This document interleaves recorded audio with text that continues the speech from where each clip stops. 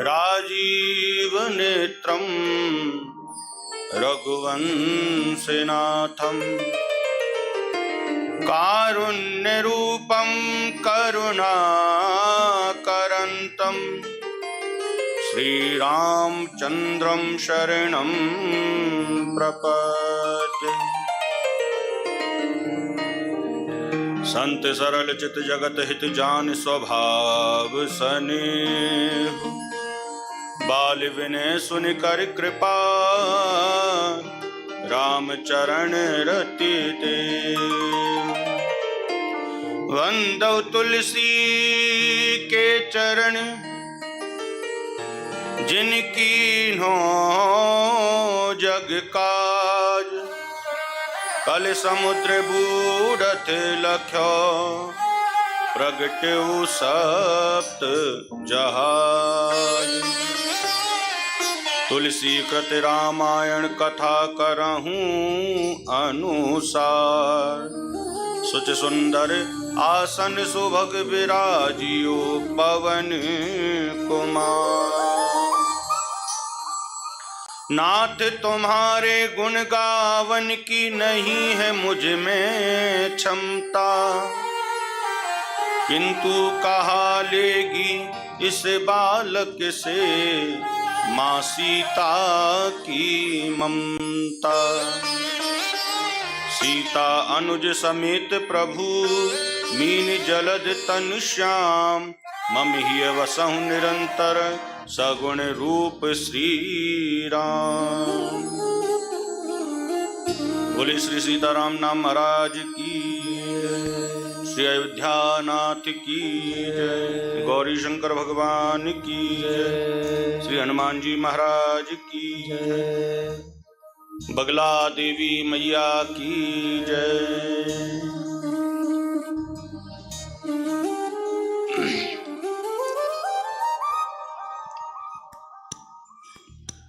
बड़ा हर्ष का विषय है।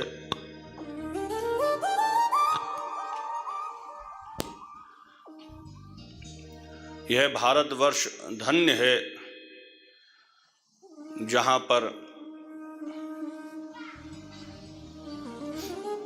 यह पावन धरा जिसे देवभूमि के नाम से जाना जाता है, जहां पर शिव शंकर मां सती सहित विराजमान होते हैं, जहां अनेकों संत भगवंत इन पहाड़ों की कंदराओं में रहकर अपना तप पूरा करते हैं। ऐसी पावन धरा पर एक ब्रजवासी को आने का जो सौभाग्य प्राप्त हुआ है, यह अविस्मरणीय है।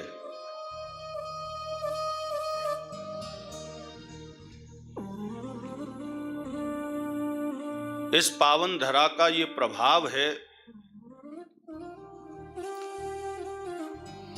इस प्रकृति का ये प्रभाव है कि जो भी यहां पर आता है या रहता है,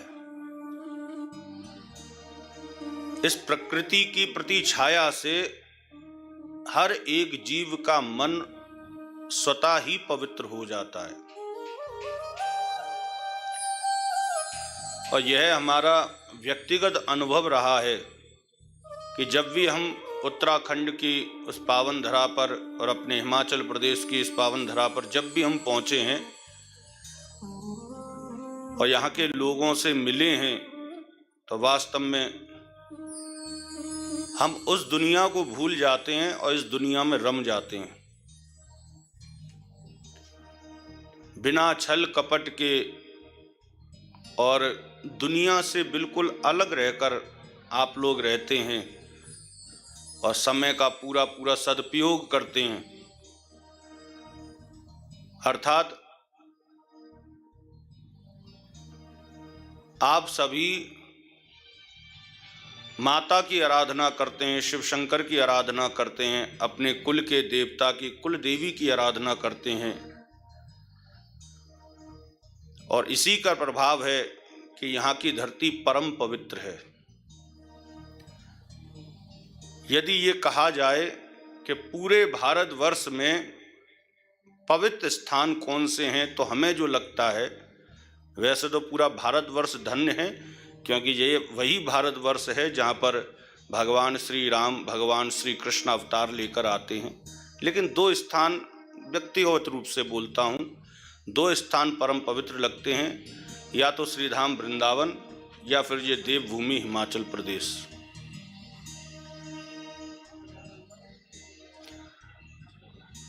आप सभी का भी बड़ा सहयोग है कि आज आप जो है श्री राम कथा श्रवण करने जा रहे हैं, और एक कृष्ण भक्त के मुखारविंद से,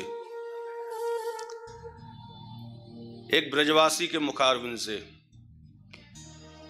और भैया ध्यान रखना, जब माता के दरबार में कोई ब्रजवासी पहुंचता है तो माता को भी बड़ी प्रसन्नता होती है कि आज मेरा कन्हैया वृंदावन से आया है, और निज गोद में बिठाकर वह लाड़ भी लड़ाती है। और भैया हमारा, क्योंकि तत्व है ब्रजवासी का, तो पूरा सम्मान भी प्रदान करती है। एक माँ का स्वभाव भी ऐसा ही होता है, तो उनके वात्सल्य का असर है कि आज कृष्ण भक्त अर्थात ब्रजवासी आपको श्री राम कथा श्रवण कराने के लिए बैठा हुआ है। लेकिन मन में थोड़ा सा विकृति मत लाइएगा आप लोग कि कृष्ण और राम, इन दोनों में अंतर है। राम और कृष्ण दोनों बिल्कुल एक हैं। यदि ये कहा जाए कि जो राम और कृष्ण में भेद करता है वो पाप करता है, तो कोई अतिशयोक्ति नहीं होगी। राम कृष्ण में कोई भी अंतर नहीं है। केवल अंतर यदि आपको समझना है तो मैं एक उंगली से समझा सकता हूं। एक उंगली से, ये जो उंगली है यदि सीधी खड़ी है तो समझ लो राम है, और टेढ़ी हुई तो समझ लो कृष्ण है। बस जो काम सीधेपन से हो जाते हैं उसे राम कर देते हैं, और जो काम सीधेपन से नहीं होते, टेढ़ा बनना पड़ता है, तो भगवान श्री कृष्ण टेढ़ा बन के अपना काम निकाल लेते हैं। प्रेम से बोलो जय श्री राम। राधे भी बोलोगे चलेगा, लेकिन हनुमान राम जी की कथा है तो प्रयास करें कि राम जी का नाम लें। प्रेम से बोलो जय श्री राम। तो ऐसी पावन दिव्य कथा में हम लोग सभी प्रवेश करेंगे। उससे पूर्व कुछ क्षण भगवान श्री राम का नाम स्मरण करें।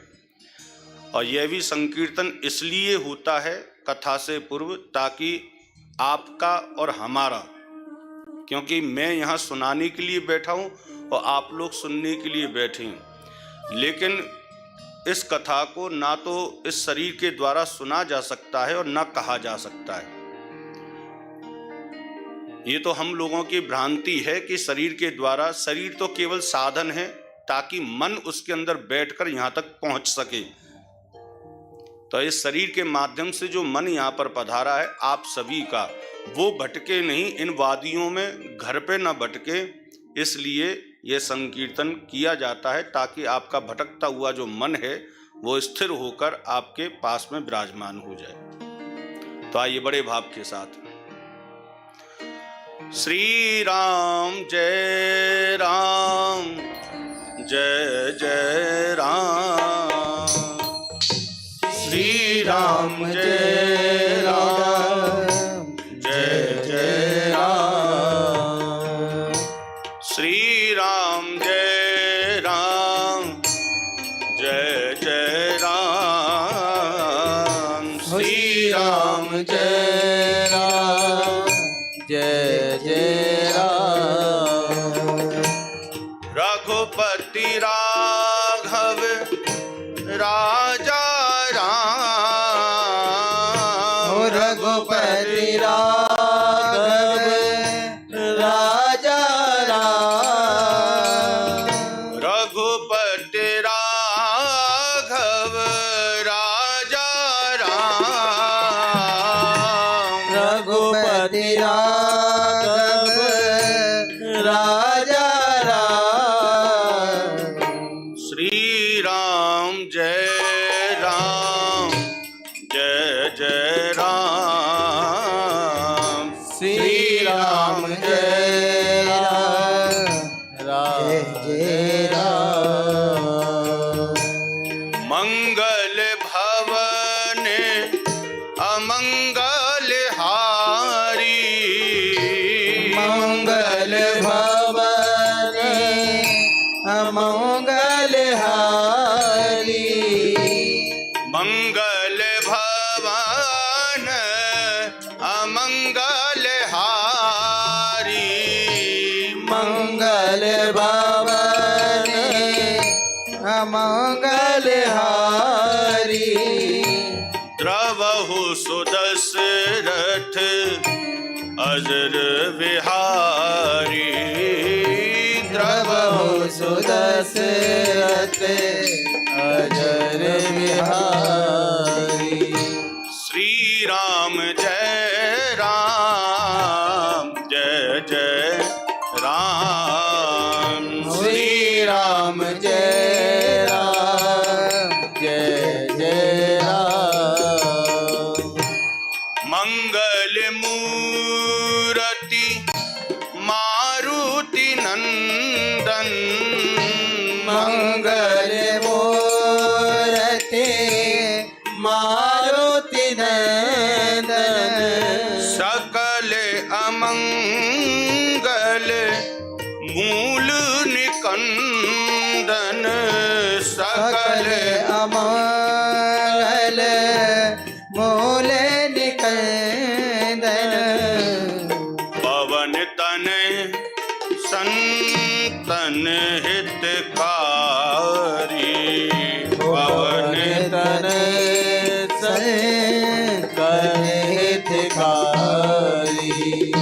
हृदय विराजत अवध विहारी, हृदय विराजत अवध बिहारी। श्री राम जय राम जय जय राम। श्री राम जय राम जय जय राम। श्री राम जय राम जय जय राम। श्री राम जय राम जय जय राम।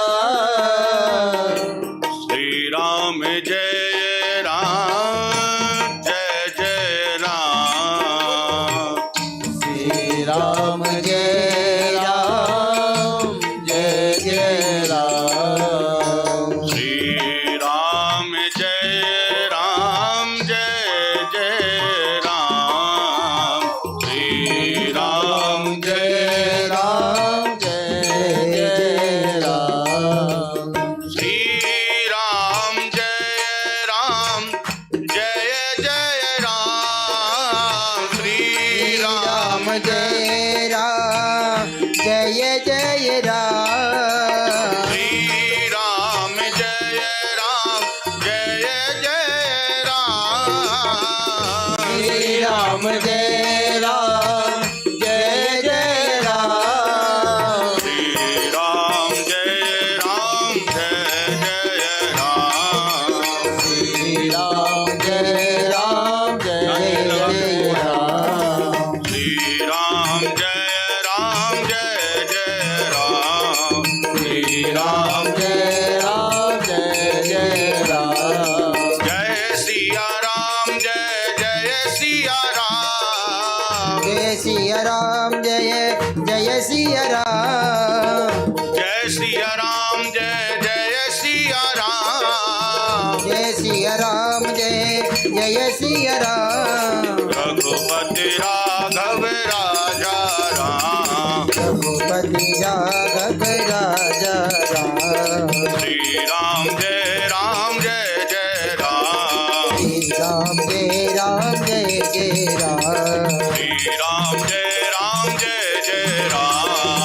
राम जय जय राम। श्री राम जय जय राम। श्री राम जय राम जय जय राम श्री राम जय राम जय जय राम राम जय राम जय जय राम जय जय श्री राम जय जय श्री राम जय जय श्री राम।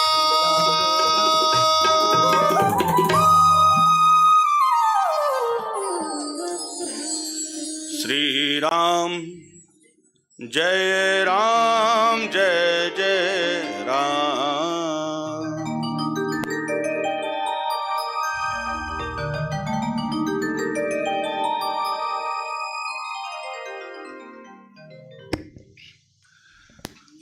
परम मंगल में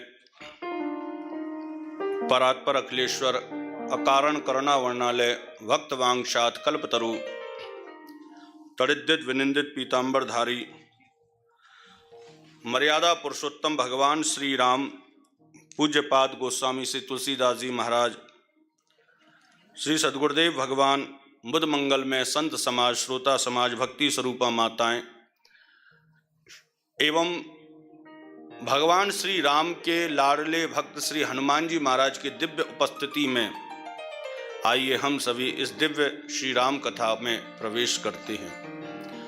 सर्वप्रथम यहाँ पर बैठे हुए सभी माताओं को और जो पुरुष वर्ग बैठे हुए हैं श्रोता के रूप में, जिनके अंदर बैठा हुआ जो चिन्मयी आत्मा है जो कि परमात्मा का बिंदु है, उस परम आत्मा बिंदु को मैं सत्सत नमन करता हूँ। बोले श्री रामचंद्र भगवान की जय।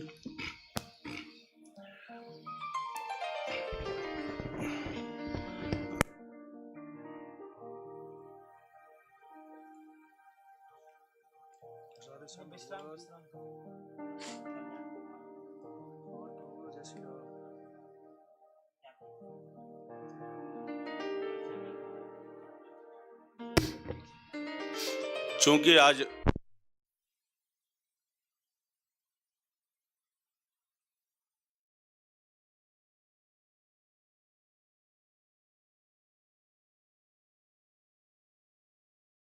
करते हैं, चूंकि आज प्रथम दिवस है तो तैयारी का दिवस होता है।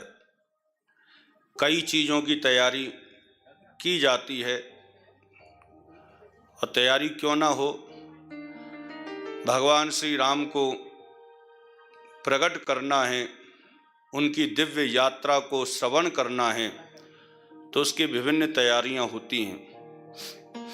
कथा का वैसे जो समय रखा गया है 12:30 से 3:30, कथा का जो समय रखा गया है वो 12:30 बजे से 3:30 बजे तक रखा गया है। और आप लोगों को कोई ऐतराज ना हो तो इसको स्वीकार करना, ऐतराज हो तो अभी बता देना। माताओं से पुरुषों से अनुरोध है, यदि आप 12:30 बजे का समय आप लोग दे सकते हैं तो आप लोग स्वीकार करें, नहीं तो टाइम को इधर उधर भी कर सकते हैं, क्योंकि सुनना जो है आप लोगों को, सुनाना हमको है। और राम जी तो बीच में तैरेंगे बेचारे, तो कभी भी बुला लो, ठीक है समय, लेकिन आना पड़ेगा।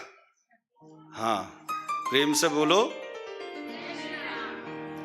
तो कल से जो है ठीक 12:30 बजे कथा प्रारंभ हो जाएगी। 12 बजे हमारे जो संगीतज्ञ हैं वृंदावन से पधारे वो विराजमान होंगे। आधा घंटा आप लोग यदि जो है वृंदावन के लोकगीतों को श्रवण करना चाहते हैं तो ठीक 12 बजे आ जाना, और जो केवल हमारा समय नहीं है कथा ही श्रवण करना चाहते तो 12:30 बजे तक आना। लेकिन ठीक 12:30 बजे हम बैठ जाएंगे और ठीक 3:30 बजे हम यहाँ से उठ जाएंगे, ठीक है? प्रेम से बोलो। ऐसी बात नहीं है टाइम में हम नहीं बंधे हैं, आप लोग बंधे हैं। आप कहेंगे तो हम तो रात को 12 बजे तक भी सुना सकते हैं। तो आइए बड़े भाव के साथ श्री रामचरितमानस और ऐसा परम पावन दिन है क्या बताएं, कितना सुंदर योग और संयोग है। प्रातःकाल उठे तो हम विचार कर रहे थे कि रामचरितमानस का उद्घोष हम कहाँ से प्रारंभ करें। तो मन में विचार आया तो कई चीज़ें बाहर निकली जो मैं आपके सामने प्रस्तुत करूँगा। माता रानी के दर्शन हो गए तो और भी आनंद। रात को मैं आ चुका था लेकिन माता रानी के दर्शन नहीं कर पाया, अब सुबह किया, बड़ा आनंद आया। तो उन्हीं की प्रेरणा से, उन्हीं की गोद में बैठकर हम सभी इस राम कथा को श्रवण करने जा रहे हैं। रामचरितमानस ये एक ऐसी दिव्य गाथा है जिसकी हर एक चौपाई अपने आप में ज्ञान का समुद्र लिए बैठा है।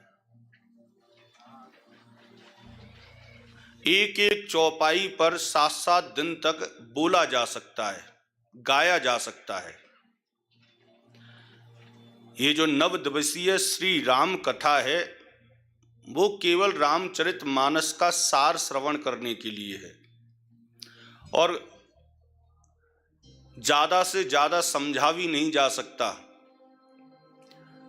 क्योंकि जब भी बगीचे में आपको किसी वृक्ष की आकांक्षा होती है तो उसके लिए पूरा वृक्ष नहीं लगाया जाता, उसके लिए एक छोटा सा बीज लगाया जाता है। यदि बीज रूपी सार आप लोगों ने ग्रहण किया तो निज हृदय की भूमि पर आप उस बीज को गाड़ देंगे तो आपके हृदय में राम रूपी कमल स्वतः खिल जाएंगे। तो ये 9 दिवसीय श्री राम कथा में केवल इतना ही किया जाएगा कि आपके हृदय में भगवान श्री राम के प्रति जो प्रेम है वो उसका व्यापक स्वरूप विद्यमान हो जाए, एक वृक्ष के रूप में प्राप्त हो जाए। प्रेम से बोलो। तो आज जो दिन है वो है नया वर्ष और नव वर्ष की शुरुआत हमारी खास करके बोले इस देवभूमि से हो रही है। तो माता रानी शायद बहुत ऊंचाई पर लेके आई हैं और बहुत ऊंचाई पर हमें ले जाना चाहती हैं, ऐसा मन में पता नहीं क्यों भाव उठ रहा है। क्यों, नव वर्ष है, नया साल है और नए साल में ऊंचाई पर आए हैं और आप लोगों से मिलने आए हैं। चैत्र का यह महीना और चैत्र के महीने की प्रतिपदा और नवरात्रि, इतना सुंदर संयोग है। नवरात्रि में श्री राम कथा, एक माँ तब ज्यादा प्रसन्न होती है जब उसके बेटे की कोई बड़ाई करता है, होती है कि नहीं। आपका बेटा पास हो जाए और महाराज गांव वाले पहुंचे और आपके सामने जाके कहें, अरे सुनते हो आपका बेटा पास हो गया है, अच्छे नंबरों से पास हुआ है, तो माँ का हृदय गदगद हो जाता है, उसके नेत्र सजल हो जाते हैं, उसके नेत्रों से अश्रुधारा बह चलती है। और ये जो अश्रुधारा होती है वो महाराज दुख की नहीं होती, वो आनंद की अश्रुधारा होती है। बेटा कभी पूछ भी लेता है, माँ अरे आज तो खुशी का दिन है, तू रो क्यों रही है।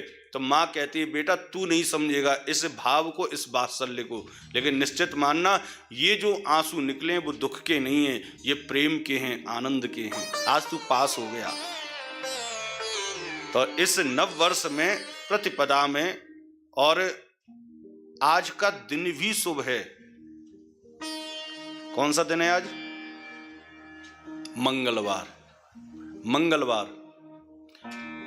मंगलवार को कथा का शुभारंभ हो रहा है और मंगलवार के दिन ही श्री रामचरितमानस का गोस्वामी श्री तुलसीदास जी महाराज ने उद्घोष किया है।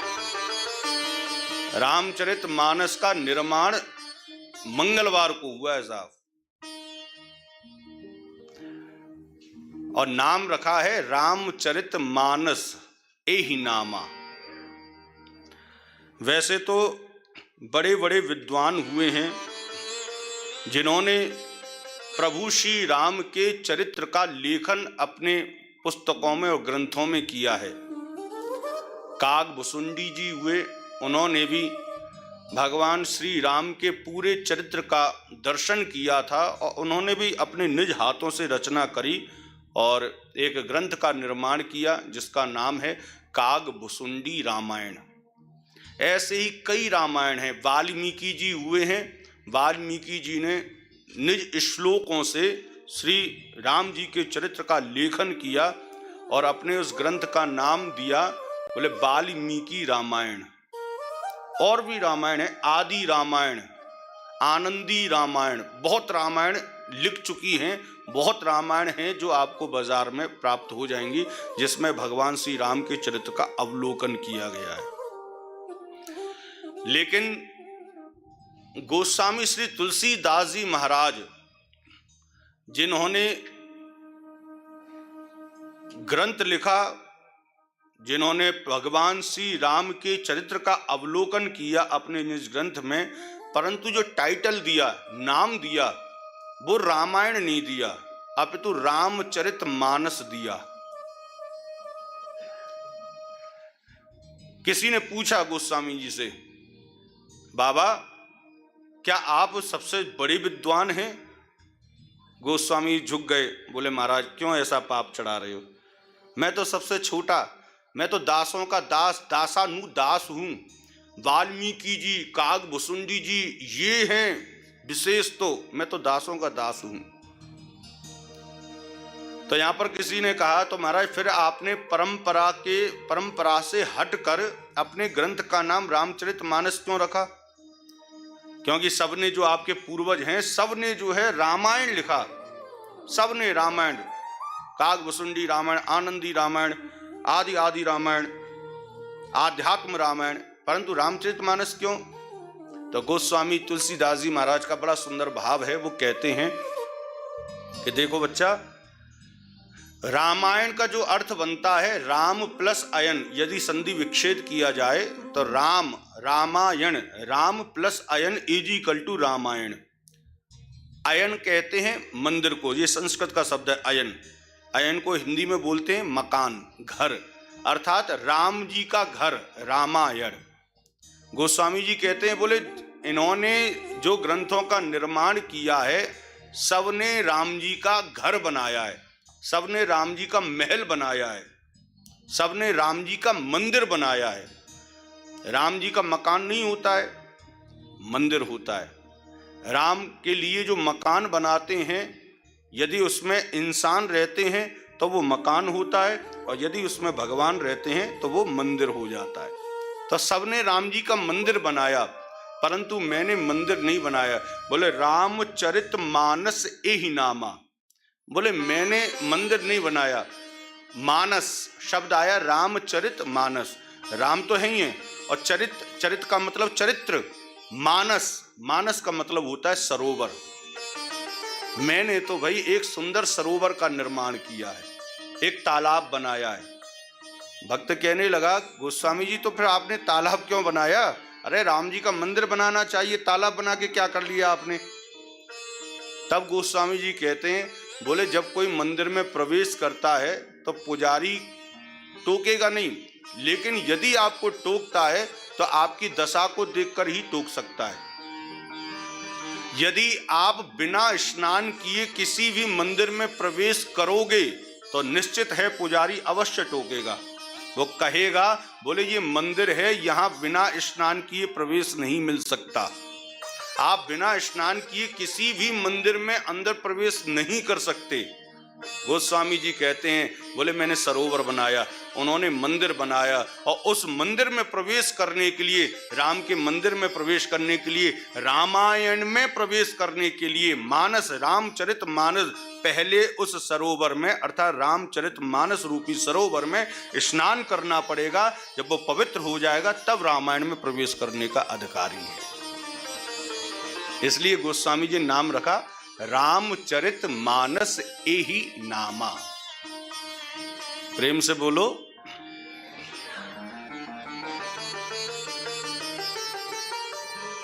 दूसरा भाव ये भी है कि रामचरितमानस ही क्यों? देखो, रामचरित जब भी आप किसी ग्रंथ को उठाते हैं तो रामचरित के सबसे लास्ट में मानस है, और पहले राम है, लास्ट में मानस है, और बीच में चरित है। चरित का मतलब चरित्र, अर्थात बोले राम जी की कथा आपके शरीर को सुधारती नहीं है, राम जी की कथा आपके स्वरूप को न सुधारेगी। बोले राम जी की कथा यदि इफेक्ट डालती है तो केवल आपके चरित्र पर डालती है। राम कथा को जो श्रवण कर लेता है उसका चरित्र बिल्कुल साफ हो जाता है। रामचरित की कथा, राम जी की कथा हमको जीना सिखाती है कि संसार में हमको कैसे जीना चाहिए। कृष्ण कथा है जो कुछ करना सिखाती है, लेकिन राम कथा है वो जीना सिखाती है कि हमें अपने भाई के साथ कैसे व्यवहार करना चाहिए। राम जी 4 भाई थे, उन्होंने अपने भाइयों के साथ कैसा व्यवहार किया, उन्होंने अपने मित्रों के साथ कैसा व्यवहार किया, उन्होंने हनुमान जी के साथ कैसा व्यवहार किया, माता जानकी ने अपने प्रभु श्री राम के साथ में कैसे व्यवहार किया, लक्ष्मण जी ने राम जी के साथ कैसे व्यवहार किया, उन्होंने 14 वर्ष की यात्रा में जो कठिनाई झेली हैं वो महाराज झेलने के बावजूद भी उनके चेहरे पर प्रसन्नता क्यों है, ये सब के सब आपके चरित्र का निर्माण करती हैं। एक बात बताऊं, जब भी राम जी का नाम लिया जाता है ना तो वो सबसे पहले रावण याद आ जाता है। रावण याद आता है। जैसे ही राम कथा चालू होगी तो पता चलता है कि इसका अंत कहां होगा। बोले रावण मरेगा तब होगा। अच्छा, रावण तो दुष्ट है तो राम जी का नाम लेती रावण क्यों याद आ जाता है, ये भी समझने वाली बात है। 2 ही प्रकार के इंसान हैं इस दुनिया में, और यदि इन दोनों में से यदि कोई नहीं है तो वो इंसान ही नहीं है। सत्य बात है। एक है आस्तिक और दूसरा है नास्तिक। एक है आस्तिक और दूसरा है नास्तिक। आस्तिक उसको कहते हैं जो भगवान का नाम ले, जो उनका भजन करे, जो उनके दर्शन करे, वो आस्तिक है। आस्तिक का मतलब जिसके अंदर साधुता है। आस्तिक का मतलब जिसका चरित्र बहुत प्यारा है। और नास्तिक बोले जिसका चरित्र खराब है। नास्तिक बोले जो भगवान को गालियां देता है। नास्तिक बोले माला झोली लिए हुए साधु संतों को कमेंट्स करता है, वो नास्तिक है।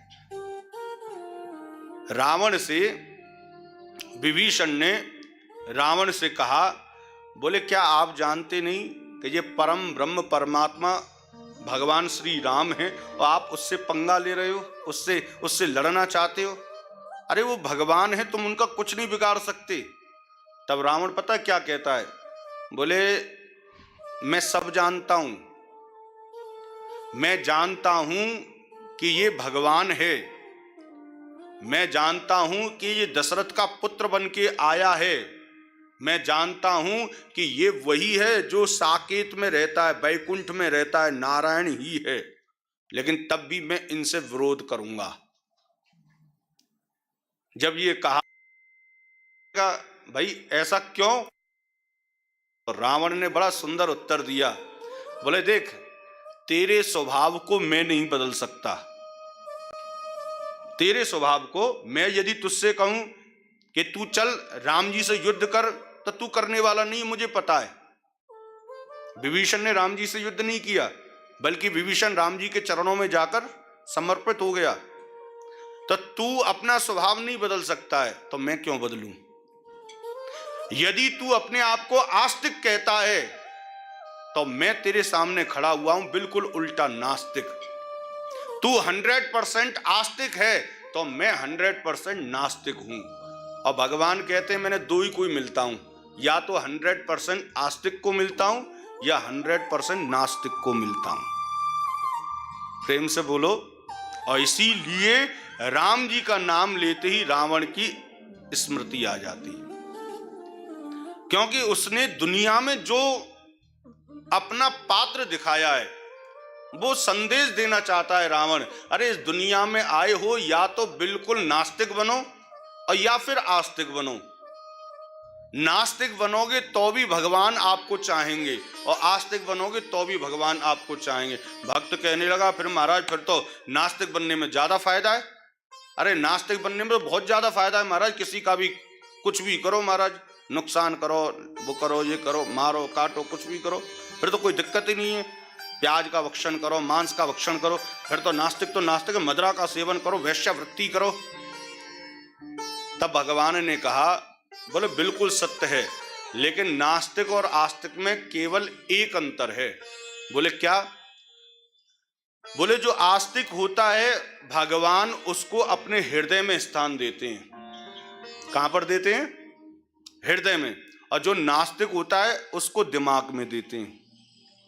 और ऐसे ही उसके साथ में कंडीशन होती है। जो नास्तिक होता है वो भगवान के हृदय तक तो नहीं पहुंच सकता, लेकिन भगवान को अपने मस्तिष्क तक उतार ही लेता है। वो 24 आवर अपने दिमाग में अपने शत्रु को याद रखता है। रावण भी यही करता था। 24 घंटे उसके मस्तिष्क में राम घुसे हुए थे। बस अंतर केवल इतना था कि गालियों के रूप में, अरे उसको तो मैं छोड़ूंगा नहीं, अरे वो राम है तो क्या है, वो महाराज मंदोदरी कहती राम जी के बारे में तो राम जी को उल्टा सीधा बोल देता। उसके मस्तिष्क में राम घुसे हुए थे। तो भक्तों के हृदय में राम घुसे होते हैं और महाराज दुष्ट के मस्तिष्क में राम घुसे होते हैं। और भगवान कहते हैं, बोले मेरा ही मस्तिष्क है, मेरा ही हृदय जो मेरे पास में है, मैं उसका उद्धार ही करता हूं। उद्धार में भी ज्यादा से ज्यादा यही करता हूं जो हृदय में बसा है। जो आस्तिक है उसको मैं चरणों में वास देता हूं, और जो नास्तिक है उसको मैं अपने लोक में वास देता हूं। एक को सामीप्य देता हूं तो एक को सालोक्य प्रदान करता हूं। प्रेम से बोलो। तो कहने का तात्पर्य है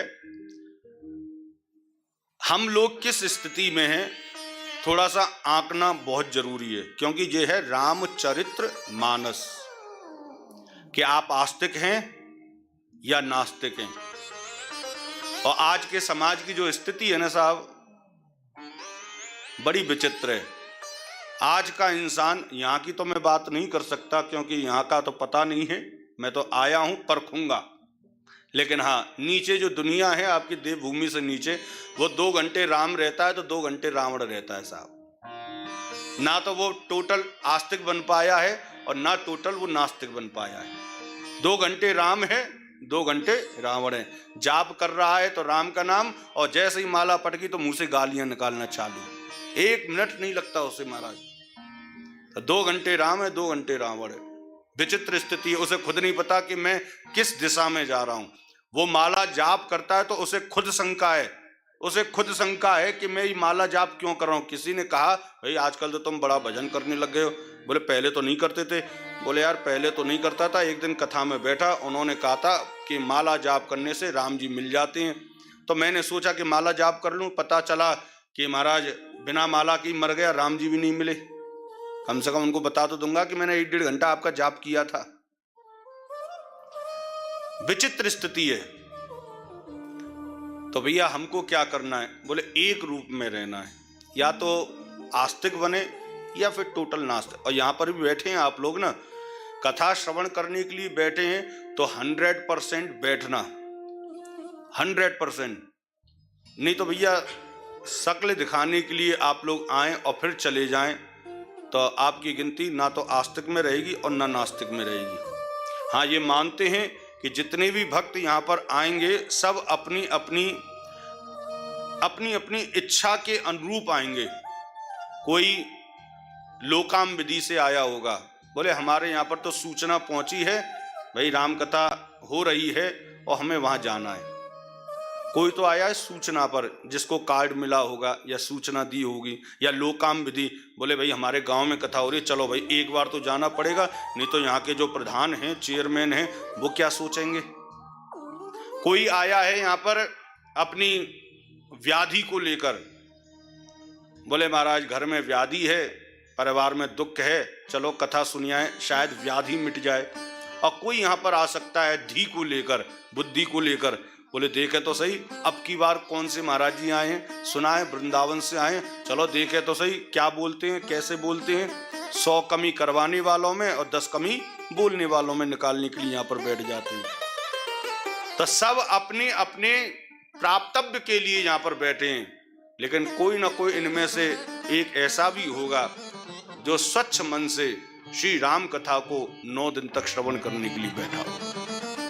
तो कोशिश करना भैया, गिनती बढ़ाना, स्वच्छ मन से, पवित्र मन से बैठना।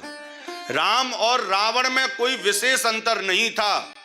यदि राम और रावण की तुलना की जाए तो भैया सत्य कहता हूं, रावण राम से ज्यादा नंबर ले आएगा, बहुत ज्यादा। जाति में देखो तो रावण श्रेष्ठ है। कौन था? बोले ब्राह्मण कुल में जन्म हुआ था। भगवान श्री राम रघुवंशी थे।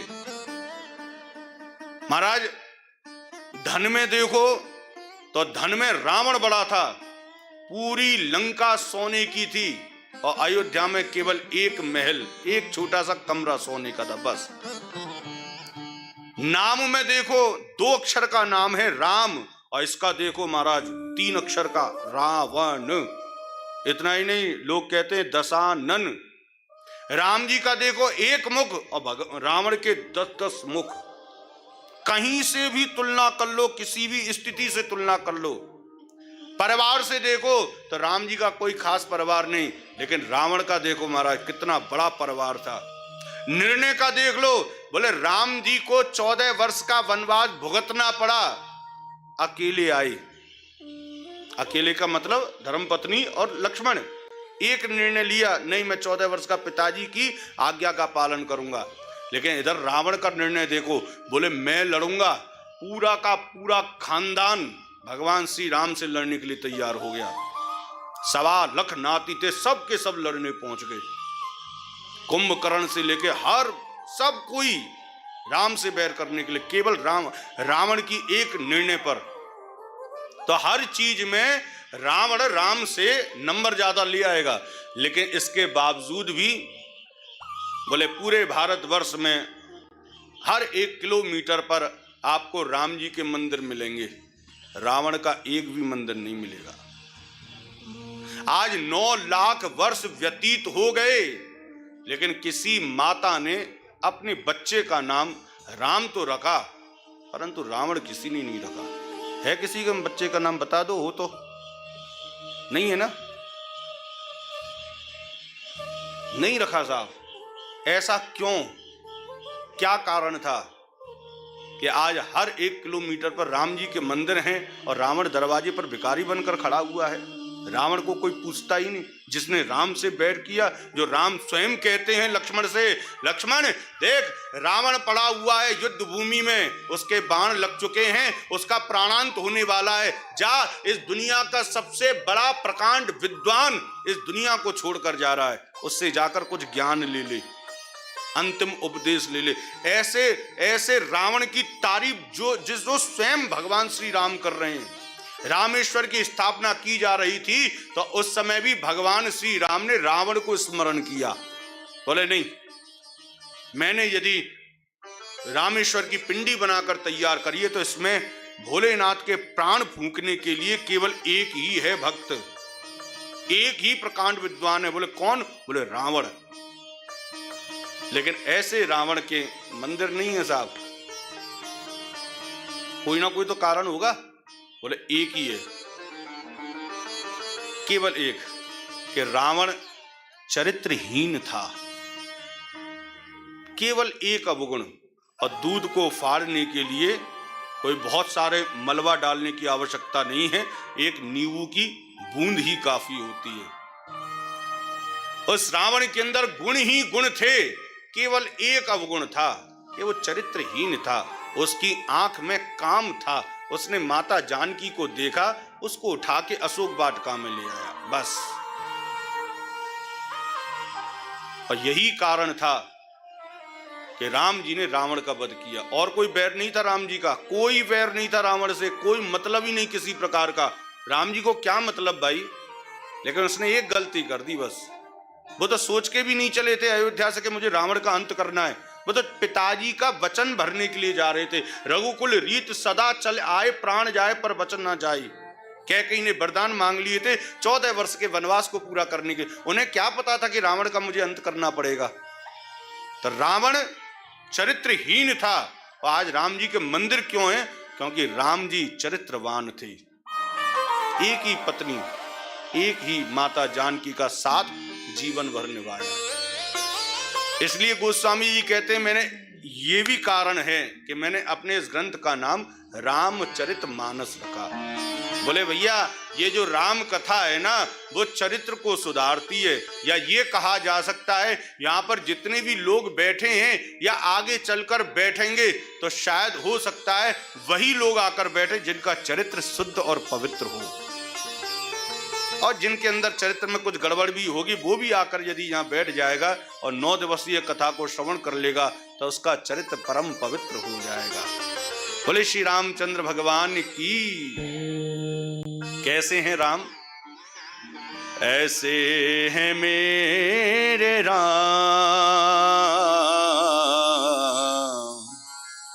ऐसे हैं मेरे राम, ऐसे हैं मेरे राम,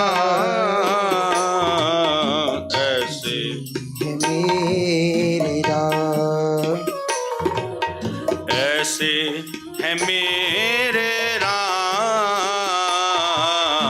ऐसे हैं मेरे राम, ऐसे है मेरे राम, ऐसे है मेरे राम। विनय भरा हृदय करे, विनय भरा हृदय करे, मन जिन्हें प्रणाम, ऐसे है मेरे राम, ऐसे है मेरे राम, ऐसे है मेरे राम, ऐसे है मेरे राम। दोनों हाथ उठा के बड़े भाव के साथ पुकारें। ऐसे है मेरे राम, ऐसे है मेरे राम।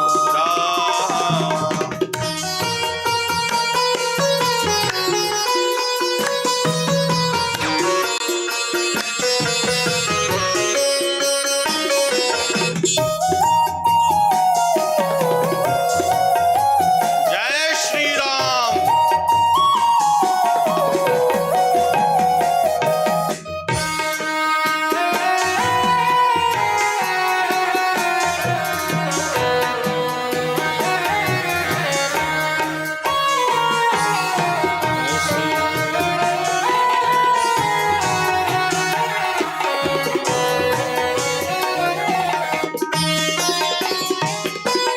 हृदय कमल नयन कमल, हृदय कमल नयन कमल, सुमुख कमल चरण कमल, सुमुख कमल चरण कमल, कमल के पुंज तेज पुंज, कमल के पुंज तेज पुंज, छवि ललित ललाम, ऐसे है मेरे राम, ऐसे है मेरे राम, ऐसे है मेरे राम, ऐसे है मेरे राम, ऐसे हैं मेरे राम, ऐसे हैं मेरे राम, हाँ ऐसे है मेरे राम, ऐसे है मेरे बड़े भाव के साथ जय श्री राम। जय श्री राम।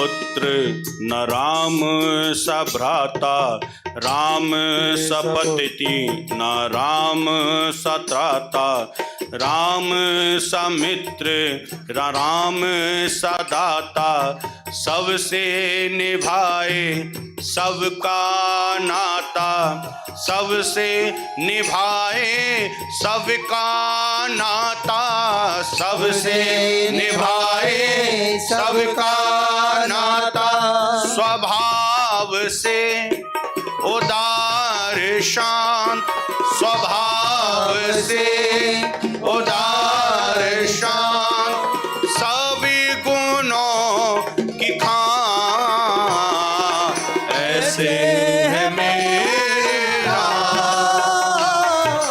ऐसे है मेरा, ऐसे है मेरा, ऐसे है मेरा।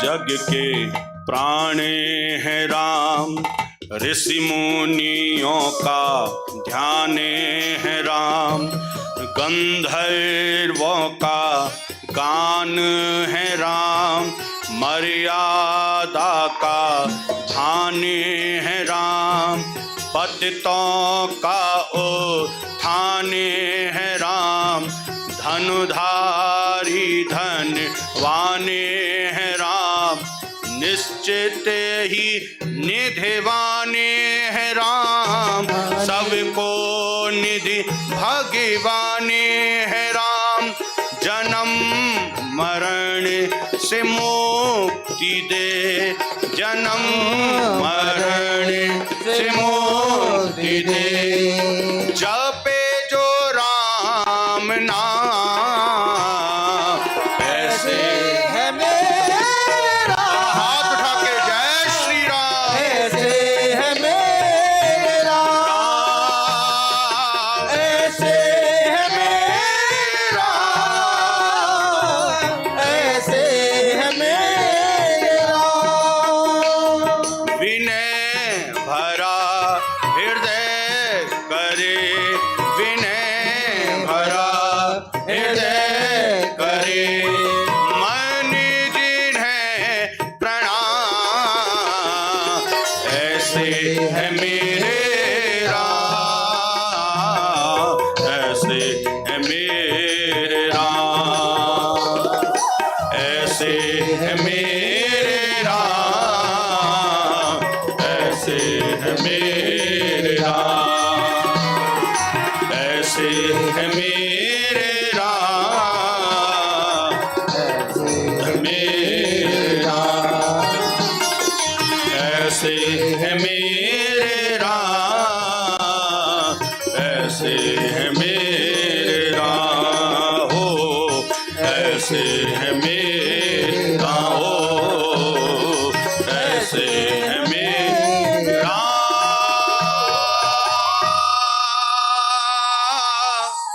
राम, राम राम, ऐसे है मेरे राम। ये रामचरितमानस की जो दिव्य गाथा है ना, ये राम कथा श्रवण करने की कम है साहब, राम जी को हृदय में उतारने की ज्यादा है। और जब भी राम हृदय में उतरते हैं ना, तो मर्यादा की स्थापना करने की आवश्यकता नहीं पड़ती है, मर्यादा खुद स्थापित हो जाती है। ये राम हैं। तो आइए ऐसे परम पावन भगवान श्री राम गोस्वामी श्री तुलसीदास जी महाराज आज रामचरितमानस का मंगलाचरण करते हुए इसको प्रारंभ करते हैं। बड़े भाव के साथ में आप सभी मिलकर के रामचरितमानस का मंगलाचरण करेंगे।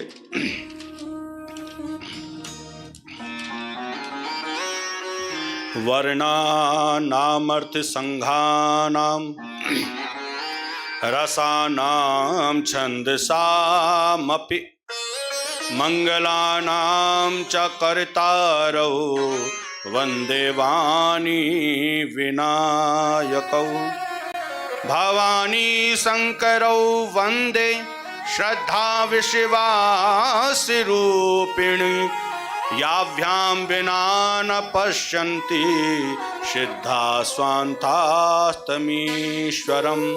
वन्दे बोधमयं नित्यं गुरुं शङ्कररूपिणं यमाश्रितो हि वक्रोऽपि चन्द्र सर्वत्र वन्द्यते सीताराम गुणग्राम पुण्यारण्य विहारिणौ वन्दे विशुद्ध विज्ञानौ कवीश्वर कपीश्वरौ। बोले श्री रामचंद्र भगवान की। 7 श्लोकों में रामचरितमानस की वंदना की है।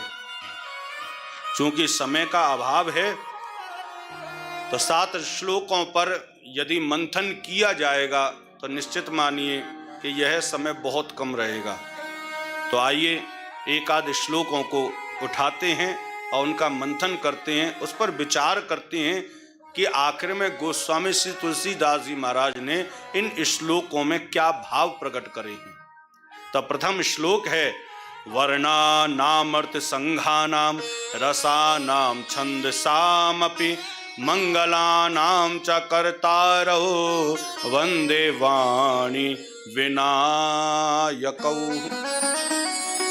आज जब रामचरितमानस का निर्माण किया या करने बैठे हैं तो उन्होंने सर्वप्रथम किस देवता को पुकारा या किस देवी को पुकारा है, यह श्लोक वही वर्णन कर रहा है।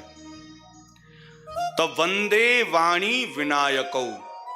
वैसे तो हम सभी जानते हैं कि इस दुनिया में जब भी कोई मंगल कार्य किया जाता है, किसी फैक्ट्री का उद्घाटन करना हो या अपने मकान का शुभारंभ करना हो या कोई मंगल कार्य, भागवत हो, राम कथा हो, देवी भागवत हो, किसी भी मंगल कार्य को प्रारंभ करते हैं तो सबसे पहले प्रथम पूजनीय कौन है बताइए?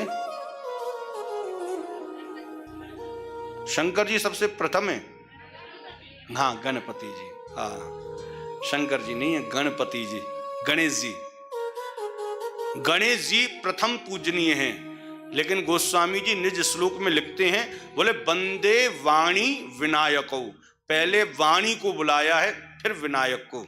विनायक कहते हैं गणेश जी को, वाणी कहते हैं सरस्वती जी को।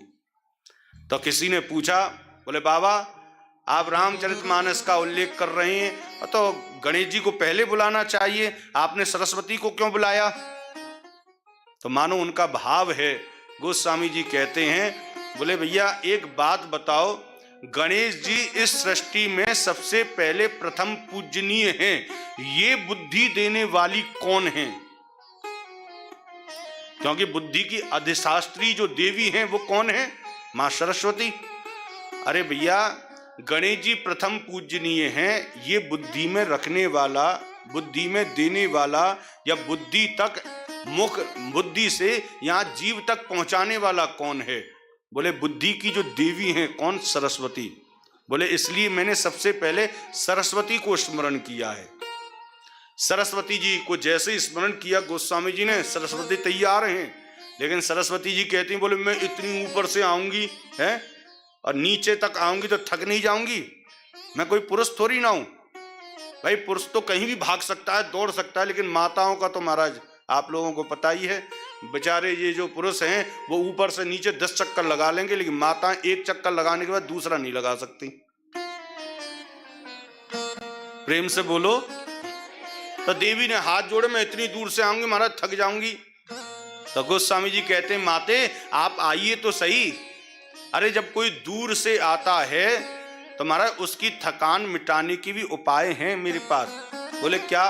बोले मैंने सरोवर का निर्माण किया है, रामचरितमानस। आप आए और इस सरोवर में स्नान करें, और जो भी महाराज थक कर आता है यदि वो स्नान कर लेना तो उसकी सारी थकान मिट जाती है। देवी प्रसन्न हो गई, तो आज उन्होंने इस रामचरितमानस में प्रवेश किया है। और फिर बुलाया गणेश जी को, हे गणेश जी महाराज आप भी आए।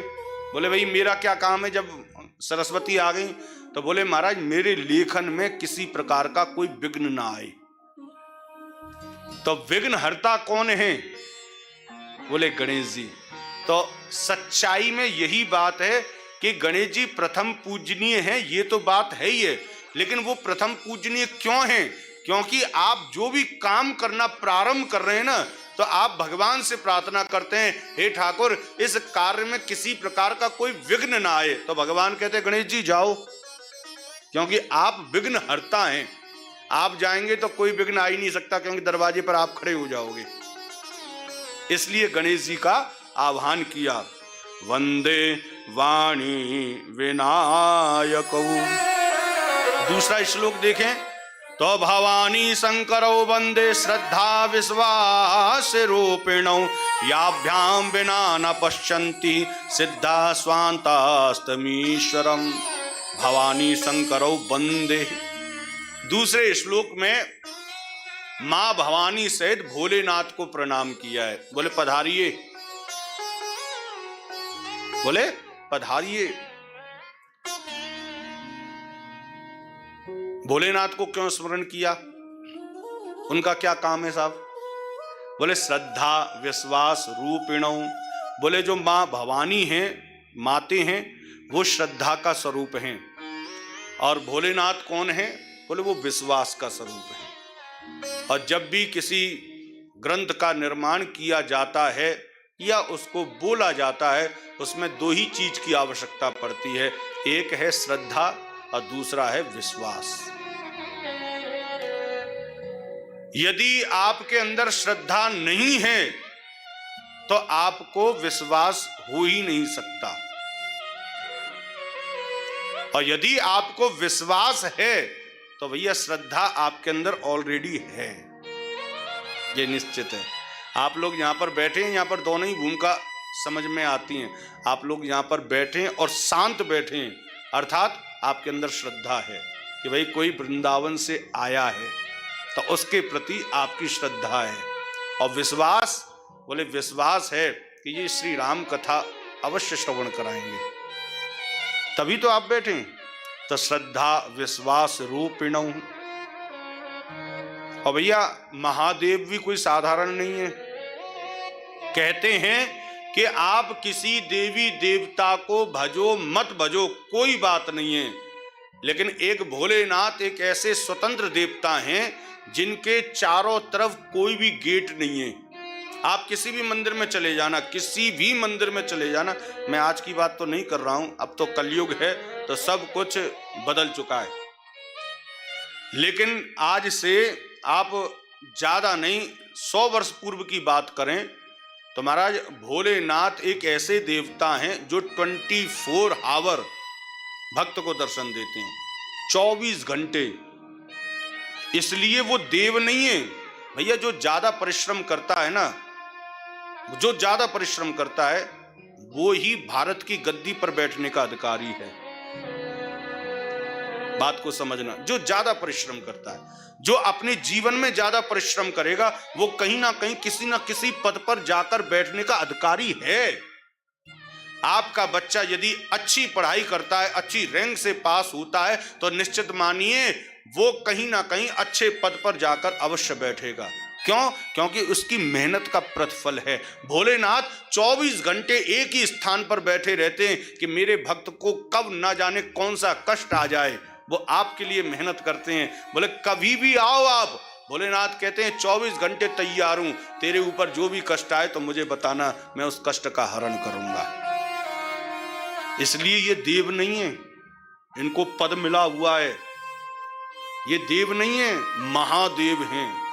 ये लक्ष्मीपति नारायण ही हैं, कृष्ण और राम, लेकिन भोलेनाथ को नाथ बनाया, बोले पूरे विश्व का। विश्वनाथ, विश्वनाथ, क्योंकि इनके चारों तरफ गेट नहीं होता है। भोलेनाथ कहाँ रहते हैं? पहाड़ों पर, कैलाश पर्वत पे रहते हैं कि नहीं? लेकिन भगवान श्री राम हो चाहे कृष्ण हो, वो आप देख लेना किसी मंदिर में है और मंदिर के चारों तरफ बाउंड्री हो रही है और उसमें एक ही गेट मिलेगा और उसका भी टाइम रहेगा। बोले महाराज सुबह खुलेंगे दर्शन, बोले सुबह 4 बजे खुलेंगे 7 बजे तक, बस इससे ज्यादा नहीं। उसके बाद में ठाकुर जी सो जाएंगे। फिर महाराज दोपहरी भर सोते रहेंगे, फिर शाम को खुलेंगे महाराज 4 बजे। लो साहब, अब भोलेनाथ आप किसी मंदिर में चले, भोलेनाथ को 1 लोटा जल चाहिए साहब और जाके चढ़ाया। भवानी शंकर, मैं इस श्लोक के माध्यम से आप सभी को यह अवगत कराना चाहता हूं कि भैया भोलेनाथ सदाबहार हैं। क्या है? उनको देवता मानना ही मत कि ये देव हैं, ये तो महादेव हैं, सदाबहार हैं। हर खाली जगह की पूर्ति करने वाले कौन से देव हैं? बोले महादेव। मैया रूठ जाए तो महादेव के पास जाओ, राम जी रूठ जाए तो महादेव के पास जाओ, कृष्ण जी रूठ जाए तो महादेव के, 33 कोटि देवी देवता रूठ जाएं, महादेव के पास जाना, वो हमेशा प्रसन्न रहते हैं। क्योंकि इनकी सेवा में त्रुटि हो सकती है।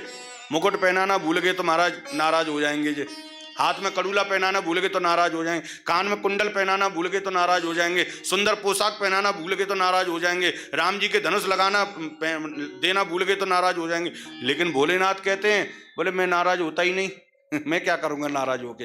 अरे 1 लोटा जल तो चढ़ा ही सकता है। मुझे कोई कपड़ा नहीं पहनाना, मुझे कोई मुकुट में नहीं पहनाना, कुछ नहीं करना है, केवल ताजा ताजा 1 लोटा जल ले आना और मेरी खोपड़ी पर डाल देना, मैं प्रसन्न हो जाऊंगा। इस कॉल्ड महादेव, इसलिए महादेव हैं। प्रेम से बोलो, भवानी शंकरौ वंदे श्रद्धा विश्वास रूपिणौ। तीसरा श्लोक, वंदे बोधमयं नित्यं गुरुं शंकर रूपिणं यमाश्रितो हि वक्रोऽपि चंद्रः सर्वत्र वंद्यते। आहा, वंदे बोधमयं नित्यं गुरुं शंकर रूपिणं यमाश्रितो हि वक्रोऽपि चंद्रः सर्वत्र वंद्यते। ऐसे भोलेनाथ जिनको वंदन कर रहे हैं गोस्वामी जी, उसका दूसरा कारण भी बताते हैं। बोले भोलेनाथ साधारण नहीं है, उन्होंने टेढ़े चंद्रमा को अपने शीश पर धारण कर रखा है। टेढ़े चंद्रमा को। किसी ने गोस्वामी जी से पूछा, बोले महाराज कुछ भी हो, लेकिन महादेव सब जगह से सही है, लेकिन टेढ़े आदमी को अपने शीश पर धारण करना ये अच्छा नहीं लगता है, शोभा नहीं देता है। कोई टेढ़ा व्यक्ति हो और आप उसको सिर पे चढ़ाओ तो वो महाराज नाचेगा नहीं तो और क्या करेगा? भाई सही व्यक्ति सिर पे चढ़े तो आपके मन को, आपके संग को सुधारेगा। लेकिन कोई टेढ़ा व्यक्ति उसी को ऊपर सिर पे चढ़ा रहे तो वो नाचेगा ही महाराज। किसी ने भोलेनाथ से पूछा पहले, बोले आपने ये टेढ़ा चंद्रमा क्यों? तो भोलेनाथ कहते हैं, बोले भैया हमें तो कोई परेशानी नहीं है। अरे महाराज परेशानी आप में तो नहीं है, लेकिन इसमें तो है। ये टेढ़ा है, सारे काम बिगाड़ देगा। टेढ़ा चंद्रमा है, वक्री हो जाता है।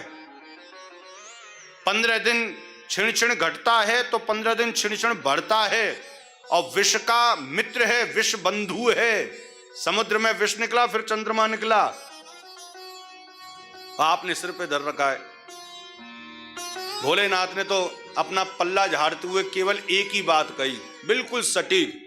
बोले चंद्रमा भले ही कैसा हो, थोड़ा ध्यान से सुने, चंद्रमा भले ही कैसा हो, भोलेनाथ कहते हैं लेकिन ये मेरे इष्ट भगवान श्री राम के नाम से जुड़ा हुआ है, इसलिए मैं इसको शीश पे धारण करता हूं। क्योंकि भगवान श्री राम को क्या बोलते हैं? बोले राम चंद्र, कृष्ण चंद्र, ये भगवान श्री राम से जुड़ा हुआ है और इसलिए मैं इसको अपने शीश पे धारण करता हूं।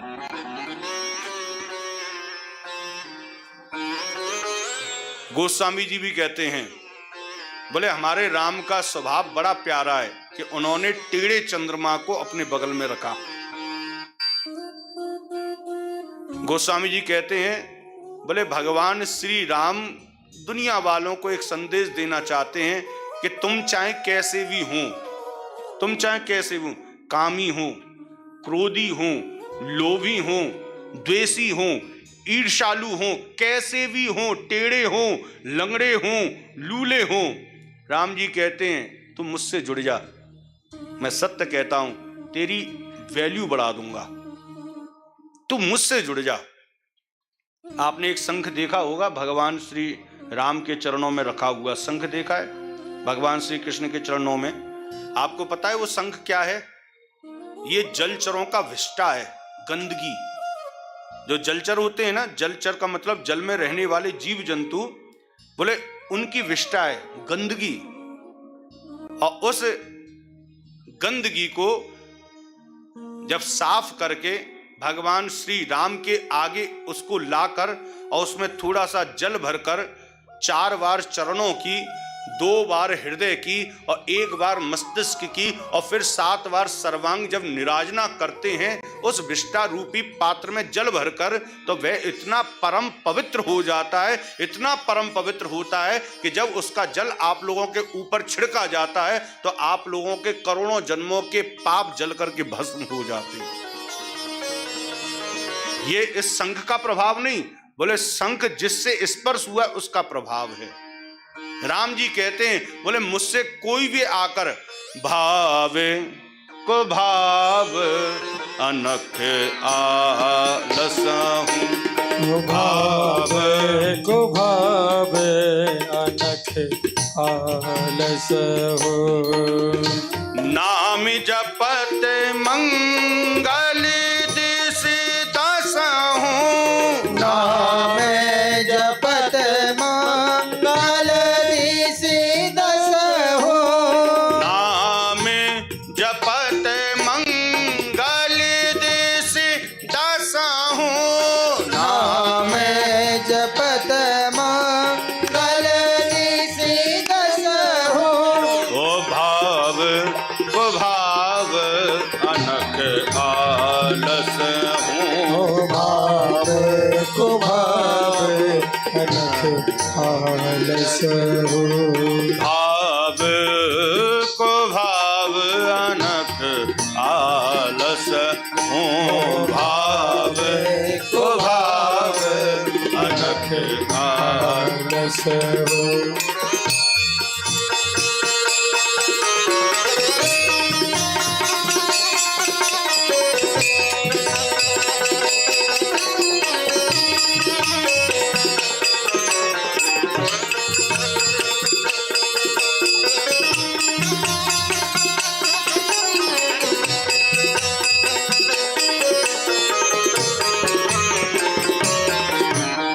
कलियुग केवल नाम आधारा, कलियुग केवल नाम आधारा, सुमरि सुमरि नारी उतारा ही पारा, सुमिर नर उतर ही पारा, बंदऊ गुरु पद पद में परागा, बंदो गुरु पद पद में परागा, सुरच सुभाष सरस अनुरागा, सुरच सुभाष सरस अनुरागा।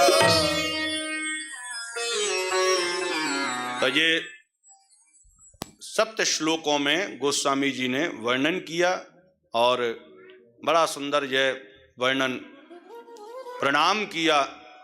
और यहाँ पर गोस्वामी जी ने रामचरितमानस अर्थात राम जी के चरित्र प्रारंभ होने से पूर्व सबको प्रणाम किया, सबको।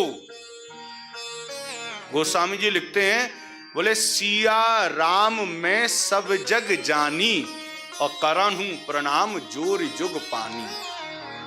और सबसे पहले अपनी निज चौपाइयों के माध्यम से गुरु को प्रणाम किया है। तो आइए गुरु को हम सभी मिलकर के प्रणाम कर लेते हैं, अपने अपने निज गुरुओं को। सबसे पहले समझ लें कि गुरु तीन होते हैं। एक है शिक्षा गुरु, एक है दीक्षा गुरु और एक है कुल गुरु। प्रेम से बोलो जय श्री राम। बोलने में कंजूसी मत करना थोड़ा सा, क्योंकि आप केवल जय श्री राम बोलोगे और मैं 4-5 घंटे तक बोलूंगा। और इतना तो आप बोल सकते हैं ना, तो इतना तो आप बोल लेना।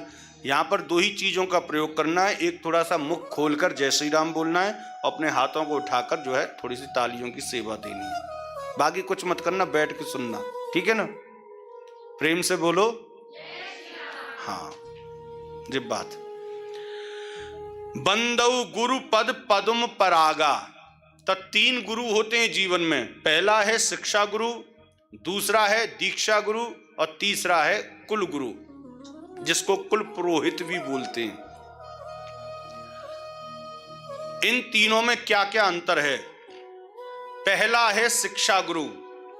बोले शिक्षा गुरु आपके अनेक हो सकते हैं, जो भी आपको थोड़ा सा ज्ञान दे वो आपका गुरु है। मैं आप लोगों को ज्ञान दे रहा हूं, मैं भी आपका गुरु, शिक्षा गुरु तो हूं ही। आपके जो टीचर रहे हैं वो आपके शिक्षा गुरु हैं। आपकी जो मदर रही हैं, क्योंकि mother is the first teacher for her child. एक माता अपने बच्चे की सबसे पहली गुरु होती है। तो माँ क्या है? बोले गुरु है। ये सब के सब शिक्षा गुरु की श्रेणी में आते हैं। दूसरा है महाराज कुल गुरु। ये जो कुल गुरु होते हैं ये हमारे पूर्वजों से चले आते हैं। हमारे पूर्वजों ने जिनको गुरु तुल्य माना है उनके पुत्र हुए तो हमारा धर्म बनता है कि हम उनको गुरु माने। फिर उनके पुत्र हुए तो हमारा धर्म है हम उनको गुरु माने। तो ये कुल गुरु की श्रृंखला चली आ रही है। और तीसरा है दीक्षा गुरु।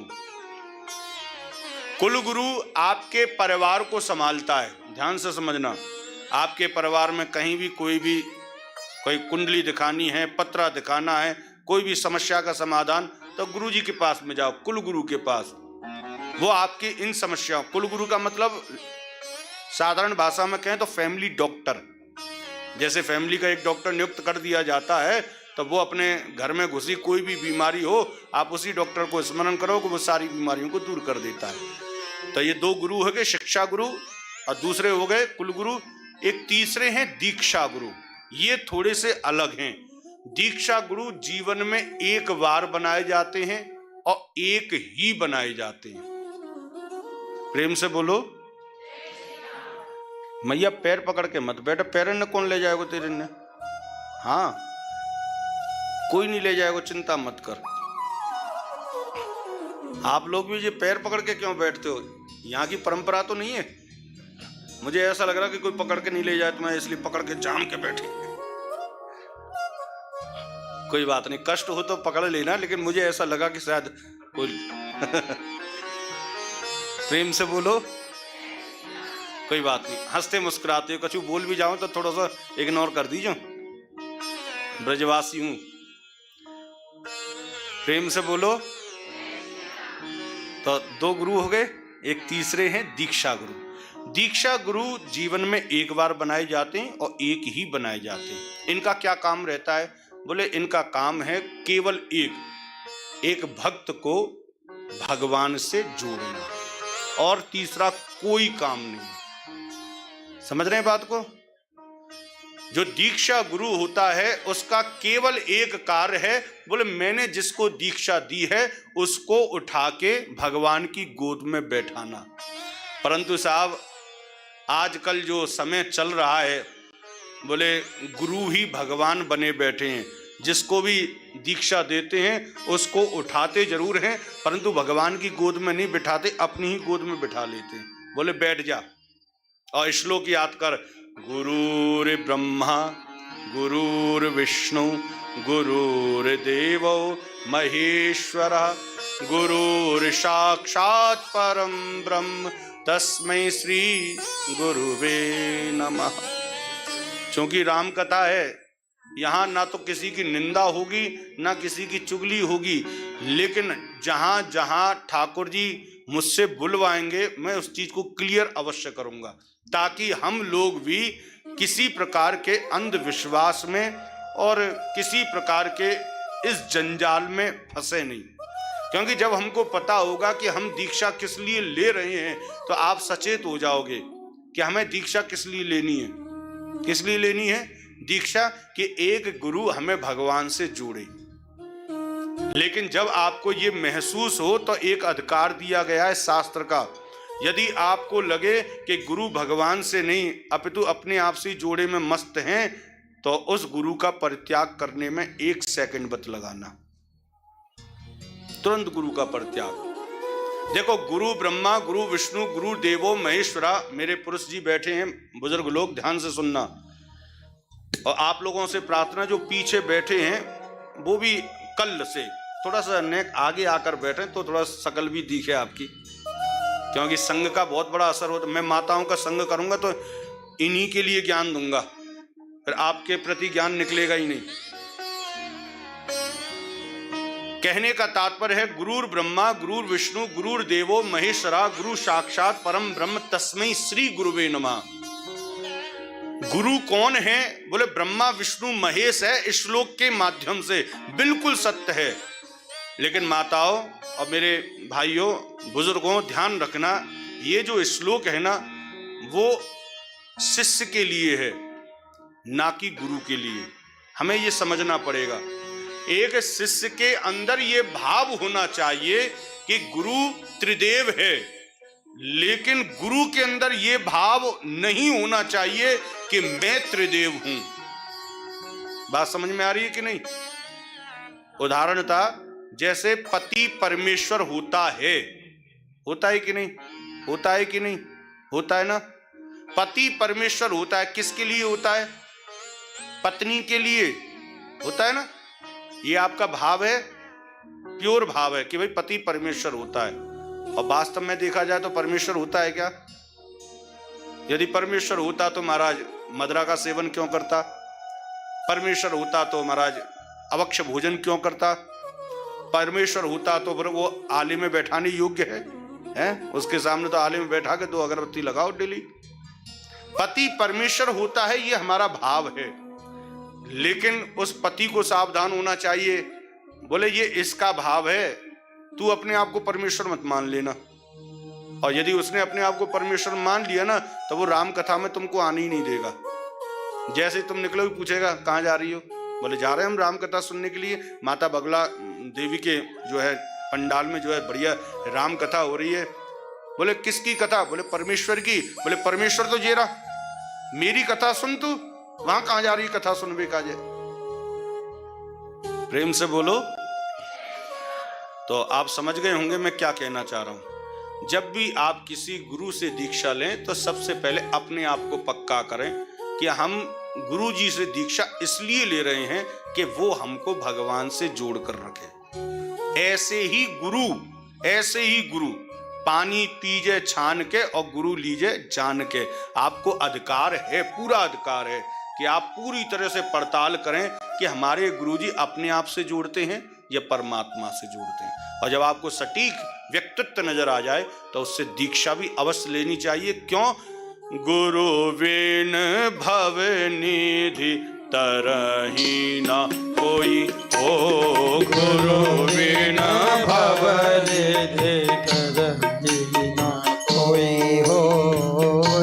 गुरु बिन भव निधि तरही ना कोई, गुरु बिन भव निधि तरही ना कोई। जो विरंच शंकर सम होई, जो विरंच शंकर सम होई। जो विरंच शंकर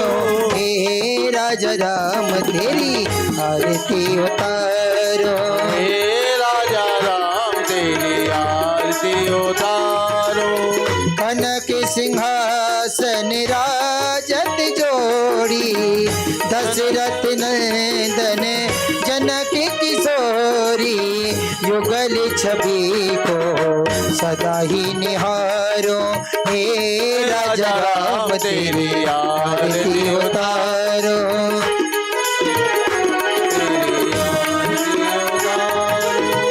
वाम भागे शोभित जग जननी चरण विराजत हे सुत अंजनी। उन चरणों को सदा ही पखारो। हे राजा राम तेरी आरती उतारो। आरती हनुमत के मन भावे राम कथा नित शिव जी गावे। राम कथा नित शिव जी गावे। सुन निज जन्म को सफल बनाओ। हे राजा राम तेरी आरती गाओ। ओ चरणों से निकली है गंगा प्यारी। चरणों से निकली है गंगा प्यारी। हो पावन करती दुनिया सारी। पावन करती दुनिया सारी। हो पावन करती दुनिया सारी। पावन करती दुनिया सारी। ओ इन चरणों में शीश नवाओ। हे राजा राम तेरी आरती उतारो। हे राजा राम तेरी आरती उतारो। हे राजा राम तेरी आरती उतारो। कर्पूर गौरम करुणावतारम संसार सारम भुजगेन्द्रहारम सदा वसंतम हृदयारविंदे भवं भवानी सुतं नमामि। त्वमेव माता च पिता त्वमेव त्वमेव बन्धो च त्वमेव त्वमेव विद्यारम्भं त्वमेव त्वमेव सर्वं देवदेव त्वमेव सर्वं मम देवदेव। अधारार्धिक्यं जलेन सिद्धिकर्णं पुष्पे देवादिवन्दनं। द्योः शान्ति अन्तरिक्षं शान्ति पृथिवी शान्ति रापः शान्ति लोकदेहा शान्ति वनस्पतयः शान्ति विश्वे देवाः शान्ति ब्रह्म शान्तिः सर्वं शान्ति शान्तिरेव शान्तिः सामा शान्तिरेधि शान्तिर्भवतु। पुष्प ले लेंगे। ओम जगनेन जगमय जंत देवास्तानि धर्माणि प्रथमान्यासन्नः देहनाकं महिमानः सजन्ति यत् पूर्वे साध्यासन्ति देवाः। एकदन्ताय विद्महे वक्रतुण्डाय धीमहि तन्नो दन्ते प्रचोदयात्। तत्पुरुषाय विद्महे महादेवाय धीमहि तन्नो श्रीरुद्रः प्रचोदयात्। दशरथनन्दनाय विद्महे कौशल्यानन्दनाय धीमहि तन्नो श्रीरामः प्रचोदयात्। महालक्ष्मी च विद्महे विष्णुपत्नी च धीमहि तन्नो श्रीलक्ष्मी प्रचोदयात्। नारायणाय विद्महे वासुदेवाय धीमहि तन्नो श्री विष्णु प्रचोदयात्। पुष्प दे दीजिए जजमान के हाथ में। शेवंत काम कुल चंपक पाटलाभ जय पुन्नाग्र जात करवील रसाल पुष्पे बिल्व प्रबाल तुलसी दल मंजरी विश्वां पूजयाम जगदीश्वर मे प्रसीद। नाना सुगंध पुष्पाणि यथा कालोद्भवानि च पुष्पांजलि मया दत्त ग्रहण परमेश्वर। मंत्र पुष्पांजलि समर्पयामि। श्री पुराण पुरुषोत्तमाय नमः। बोले श्री राघवेंद्र सरकार की, बोलो रामचरित्र मानस की, श्री तुलसीदास जी महाराज की, बोलो बगुलामुखी मैया की, सब संत समाज की, भक्त समाज की। जय जय श्री सीताराम, जय जय श्री राधे श्याम। नमः पार्वती पदे हर हर महादेव।